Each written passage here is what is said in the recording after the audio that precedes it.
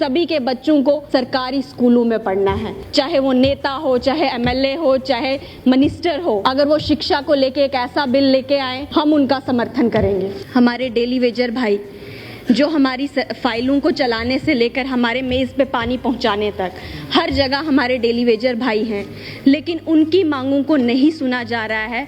मैं सरकार से गुजारिश करूंगी कि उनकी रेगुलराइजेशन को लेके कोई पॉलिसी फ्रेम आउट करनी चाहिए और एक डिफाइंड टाइम जो है तब तक उनकी रेगुलराइजेशन जो है वो कर दें, ताकि वो आए दिन सड़कों पे हमें ना दिखें अपनी मांगों को लेके। सर, शिक्षा के बारे में ये कहा जाता है, बाबा साहब अंबेडकर कहते थे कि शिक्षा वो शेरनी का दूध है जो पिएगा वो दहाड़ेगा। लेकिन जब मैं जम्मू कश्मीर की शिक्षा व्यवस्था देखती हूँ तो सरकारी स्कूलों में केवल वही बच्चे पढ़ते हैं जिनके पेरेंट्स के पास पैसे नहीं।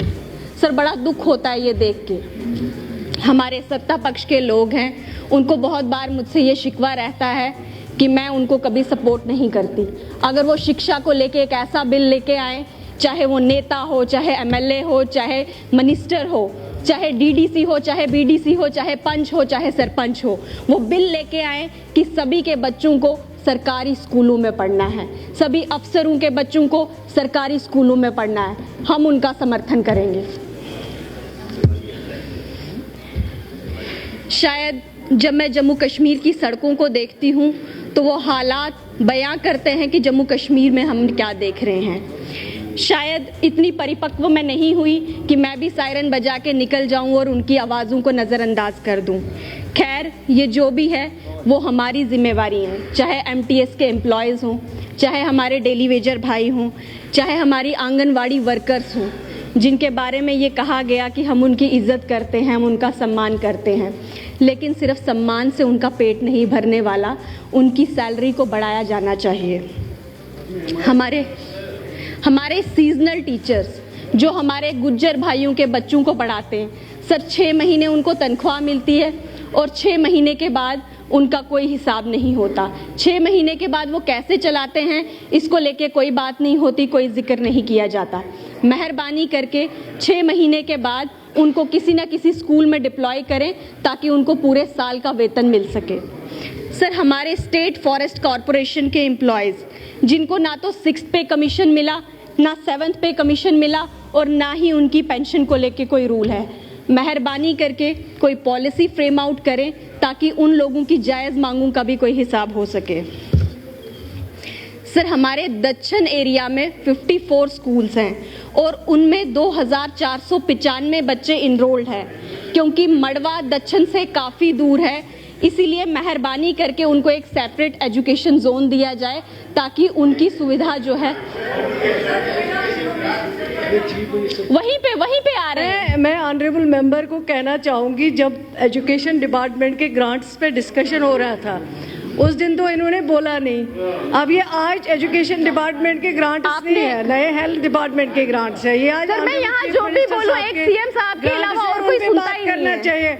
उस दिन तो मुझे ये मिली, मेरी छोटी बहन है, वो फाइनेंस मिनिस्टर बैठे हुए हैं, इसलिए उनको सुना रही हूं। लगा ही नहीं जो बोलने के लिए मुझे है यहाँ पे, वहाँ बहुत काम हो रहा है। चलिए ठीक है, सर, फाइनेंस मिनिस्टर भी वो हैं और वो यहाँ बैठे हैं और मुझे लगता है वो हमारी मांगों को सुनते हैं, इसलिए मैं कह रही हूँ। बाकी मिनिस्टर्स तो सुनते ही नहीं, इसलिए कहने का कोई फायदा ही नहीं है।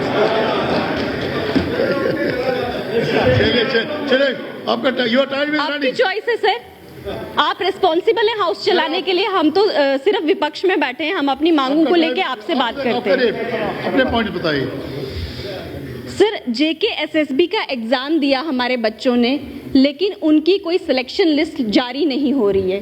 सर, वो आए दिन मुझे बाहर मिलते हैं और वो मांग करते हैं मेहरबानी करके हमारा सिलेक्शन लिस्ट निकलवाइए और हमारी ज्वाइनिंग करवाइए। सर, हर साल JKS का एग्ज़ाम होता है और हर साल बच्चे जो हैं एज रिलैक्सेशन की मांग करते हैं। एक ही बारी में क्यों नहीं उनको एज रिलैक्सेशन का जो है वो उनका जो रिप्रेजेंटेशन है उसको फिलअप करके, ताकि हर बार उनको वो 35 साल का वो ना लगाना पड़े और एक ही बारी में उनके लिए कोई सोल्यूशन निकले। सर, CM साहब जो हैं इस सरकार के मुखिया हैं, इस चीज़ से काम नहीं चलेगा कि इन्होंने काम नहीं किया, उन्होंने काम नहीं किया, या बीजेपी वाले आए थे उन्होंने काम नहीं किया। अब हमें ये रिस्पॉन्सिबिलिटी उठानी पड़ेगी कि हमें हमारे युवाओं के लिए काम करना है, हमें हमारे बेरोजगारों के लिए काम करना है, हमें हमारे बच्चों के लिए काम करना है। सर, अब बात मैं टूरिज्म पे लाऊंगी, क्योंकि किश्तवाड़ बहुत खूबसूरत इलाका है और टूरिज्म में हमेशा पिछड़ के रह गया। सर, हमारे सीएम साहब ने दुनिया भर का भ्रमण किया है, वो सब वजहें जानते हैं कि किस वजहों पे हम जम्मू कश्मीर में टूरिज्म का प्रमोशन करते हैं। तो मैं सीएम साहब से ये रिक्वेस्ट करूंगी कि दुनिया भर के पर्यटक जम्मू कश्मीर आएं और सिर्फ जम्मू कश्मीर में वो 5 किलोमीटर के दायरे में सिमट के ना रहकर जम्मू कश्मीर के दूर दराज ग्रामीण इलाकों में भी आएं। इसको लेके हमें कोई पॉलिसी फ्रेम आउट करनी चाहिए, कोई प्लान बनाना चाहिए, कोई डिज़ाइन सूटेबल फ्रेम करना चाहिए, जिसके बाद हमारे लोग जो हैं वो दूर दराज क्षेत्रों में भी जाएं और वहाँ के लोगों को भी रोज़गार मिल सके।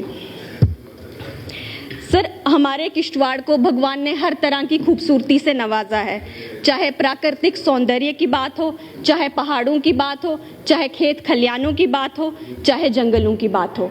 सर, एडवेंचर स्पोर्ट्स के लिए भी बहुत सारी चीज़ें हैं, लेकिन कभी भी वहाँ पे एडवेंचर टूरिज्म को प्रमोट करने के लिए कोई इनिशिएटिव ही नहीं लिया गया। सर, वहाँ पे जंगल तो हैं पर स्काई रेल नहीं है, मंदिर हैं पर उनके लिए कोई विकास की सुविधा नहीं है, मंदिर के इतिहास को लेके कोई ऑडियो विजुअल्स नहीं है। सर, गाइड नहीं जो पर्यटकों को बता सके कि यहाँ का इतिहास क्या है। सर, हमारे जब प्रधानमंत्री जी लक्षद्वीप जाते हैं तो आपने देखा ही होगा उसके बाद वहाँ पे टूरिस्ट का कितना जमावड़ा आता है।